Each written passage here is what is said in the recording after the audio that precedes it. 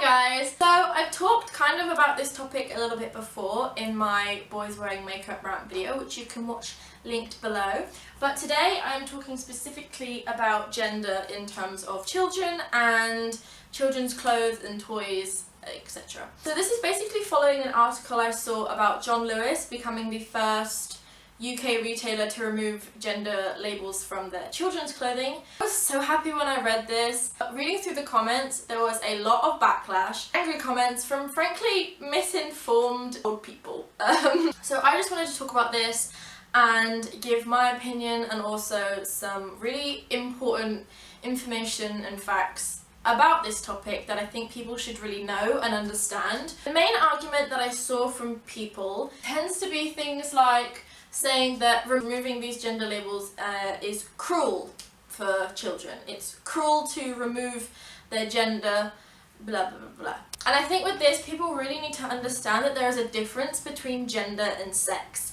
Sex is your biology, what you are born with, whether you have a penis or a vagina, whether you are biologically male or female.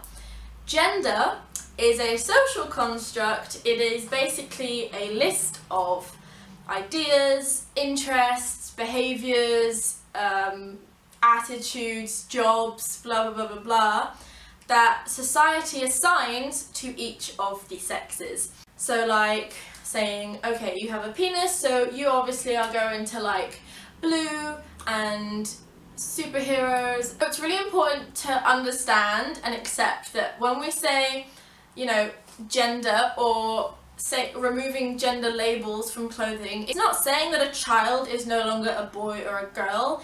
It's removing the sort of rules that come with that. It's removing this idea that only girls can wear and do this, only boys can wear and do this. It's removing that.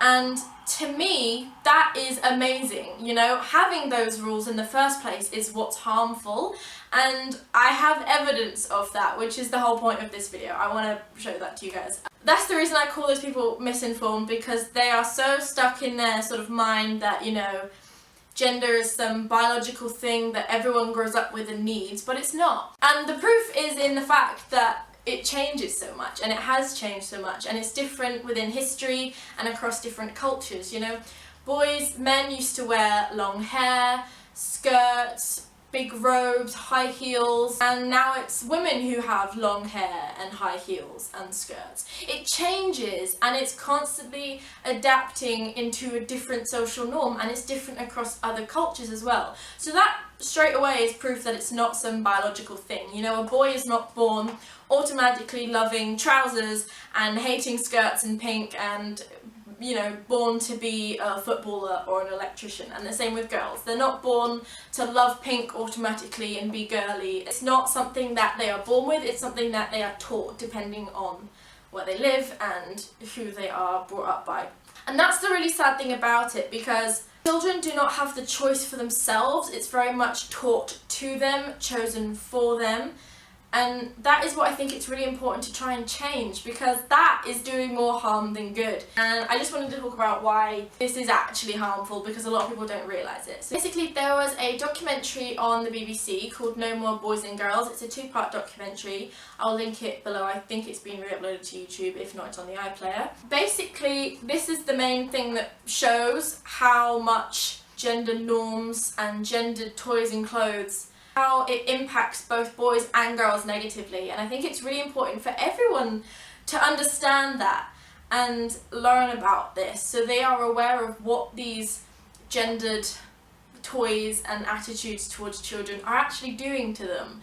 Okay, so I made notes whilst watching the documentary because I'm a nerd, and I'm just going to talk about it because I don't think many people will watch this and then go watch the documentary, so I'm going to tell you what they found anyway. You're welcome. So basically, they started off the documentary by questioning the children. It was just an average class of 7-year-olds in a school, and a doctor came in to do the documentary experiment kind of thing and look at how gender affects these kids. They asked the kids to talk about themselves as girls or boys, and this is like straight away made me so upset, because Both boys and girls described boys as being more important, will earn more money, will get more important job, are stronger. Boys can only play football, boys can only do sports, boys are smarter, boys are more important. Girls describe themselves as either pretty or ugly, not as strong, not as good, have easier jobs. That is what 7-year-olds said about themselves and each other. 7-year-olds. Like, I'm sorry, but how fucked up is that? That, you know, you've got a 7-year-old boy who's saying, you know, oh, I'm amazing because I'm a boy, I'm going to have such a good job, boys are important, boys are strong. And then there's girls who are, you know, when asked to describe themselves, pretty and ugly are the two things that they have in their mind to choose between. That's what they are. They're either pretty or ugly. Like, that is fucked up. Straight away, you know, only 10 minutes into this documentary, that is fucked up. That is not okay. For a 7-year-old, they shouldn't even be worried about whether they're pretty or ugly. Both boys and girls should think they can get important jobs, they can play sports, they're both important, they're both, you know, equal. There are so many people who genuinely believe that sexism is not a problem anymore, and it really fucking is. And it's so sad seeing this in children, in 7-year-olds, who have no choice in this happening to them. Oh! Basically, they did all these different tests and games and puzzles and stuff like that, and girls seemed to really underestimate themselves and their own abilities, and boys tended to really overestimate themselves. See, they've been sort of taught to have a lot of confidence because they're a boy, and girls have been more scared to be confident in things and think they can actually do things, which creates problems for both genders further on. Another thing they did was ask children, they told the kids a word, an emotion, and asked them to come up with other words to describe that same emotion. So like happy, joyful, cheery, blah blah blah. All the girls pretty much were very good at doing it. However, the boys weren't. They were really bad at doing it except for the word angry. They were really good at describing the word angry but not any other emotion. That straight away is a really big problem because, you know, boys aren't as good at expressing themselves. And not because, you know, they're biologically they don't know how, they just aren't really taught how. They aren't shown how. They aren't shown that it's okay to. Because then asked, why not? Do you think it's okay for boys to cry? The boy said, no, boys have to be strong, boys can't cry. And that is really harmful to boys, you know, for growing kids, 7-year-olds, who don't know how to express their emotions and aren't able to because they aren't being taught to, whereas girls are being shown more affection and emotion, and then they learn how to use that themselves. Then later on, when they did other activities, this is a really cool one they had one of those hammer things like at a fair, and all the boys were like, oh yeah, I'm gonna hit the bell, I'm gonna get 10, and all the girls were like, oh, I don't know, maybe like 5, I don't know. What happened was actually an equal amount of boys and girls hit 10. You know, there was a pretty even score up the ladder for each sex. And that is because until puberty, there is no difference between boys and girls. For their age, for their height, for their sort of weight, their muscle mass and strength is the same. The doctor even said that, you know, the qualified man who led this whole documentary and experiment said that. So I think that's a pretty trustworthy source. The problem with this was, going back to the whole emotions thing, is that one of the boys thought he was going to do really well, it was like really overconfident, and thought he was going to hit the bell, and he didn't. He couldn't hit it at all, he kept missing the target. And then he went off in a big angry strop and was completely like going crazy over this, and when asked to talk about it, he didn't know how, he didn't know what to say, he was just angry.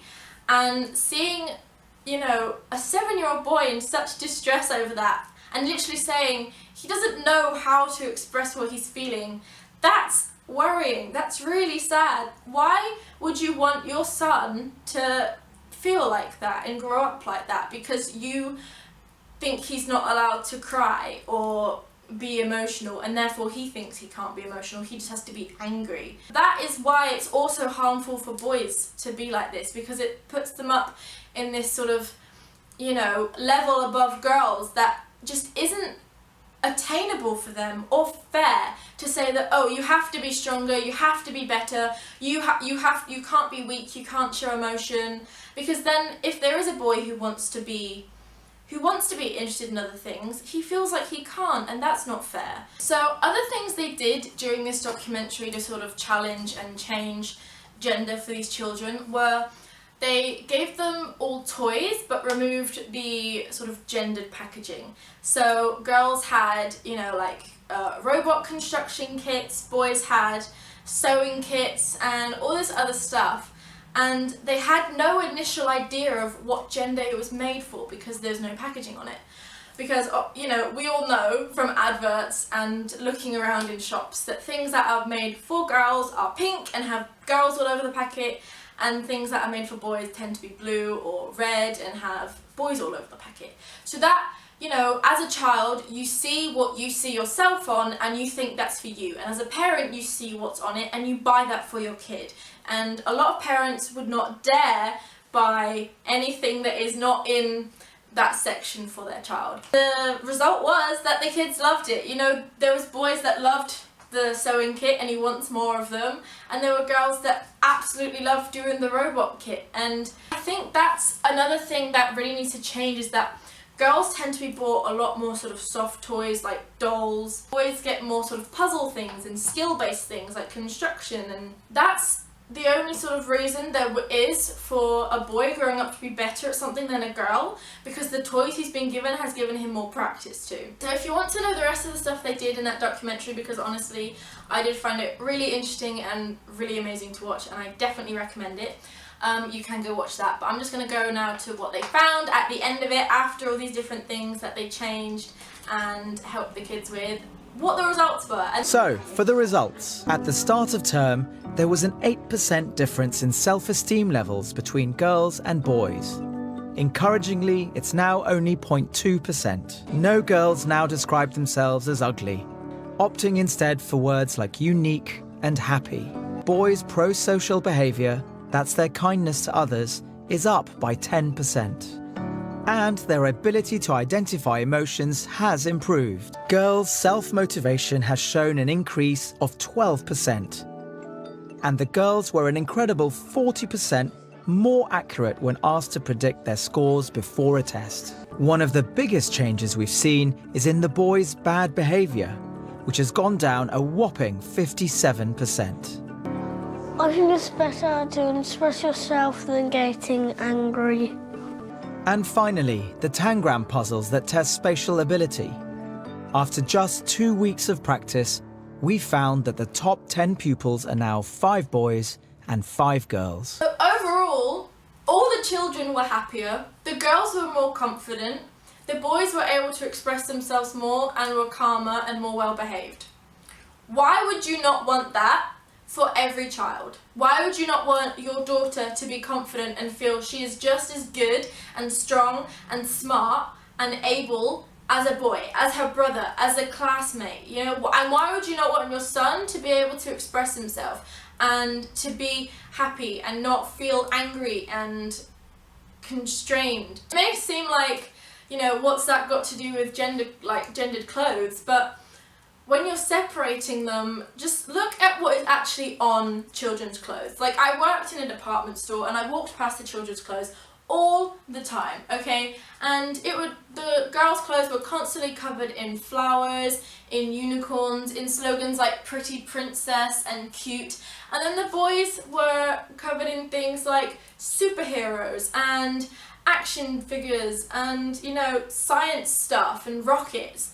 And from a young age, that is already setting out such a bad message to children that girls are only important for being pretty and boys are smart and stronger and heroes. And for some reason, they can't mix. You know, that is the problem. That is where the harm comes into it. So when you take away the label that says this shirt that says superheroes is for boys, then, you know, you're more likely to go get a parent who goes and buys that for their daughter because she wants to be a superhero. She likes superheroes. She thinks she can be strong and she can grow up to be like that. And a boy can like flowers if he wants to, you know? The point is not to remove, gender or sex. The point is not to remove sex from these children. They are still boys and they're still girls. The point is to give them a choice of who they are as a person and not constraining them to things based on their genitals. Because to be honest, that is quite perverted and honestly quite strange. This whole thing is very strange to me. If you are a girl who loves typically girly things, great, you do that. No one says you can't. And if you're a boy who likes typically boy things, great, you do that. No one says you can't. But the problem lies when there's a boy who wants to like girly things and a girl who wants to like boy things and can't. Or they're not being given the choice to, or they've been taught that they can't. That is the problem. That is where this problem lies. And it's not just a case of what clothes they wear, because as I said earlier, as I proved with what happened in this documentary, it leads on to so many other things and issues with their confidence and abilities later in life. It is so much more of a bigger issue than just clothes.